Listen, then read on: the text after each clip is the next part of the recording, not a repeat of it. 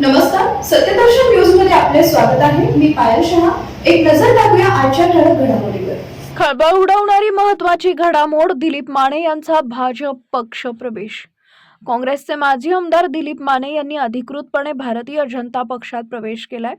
मुंबईत पार पडलेल्या भव्य कार्यक्रमात हा पक्ष प्रवेश झाला. यावेळी भाजपचे प्रदेश अध्यक्ष रवींद्र चव्हाण, ज्येष्ठ नेते व माजी मंत्री चंद्रशेखर बावनकुळे तसेच अक्कलकोटचे आमदार सचिन कल्याण शेट्टी यांची प्रमुख उपस्थिती होती. दिलीप माने हे राज्यातील अनुभवी, अभ्यासू आणि जनतेशी थेट नाळ जोडलेलं नेतृत्व म्हणून ओळखले जातात. काँग्रेस पक्षात दीर्घकाळ कार्यरत राहून त्यांनी आमदार म्हणून मतदारसंघातील विकास कामं, सामाजिक प्रश्न, शेतकरी व सर्वसामान्यांच्या समस्या विधानसभेत ठामपणे मांडल्या.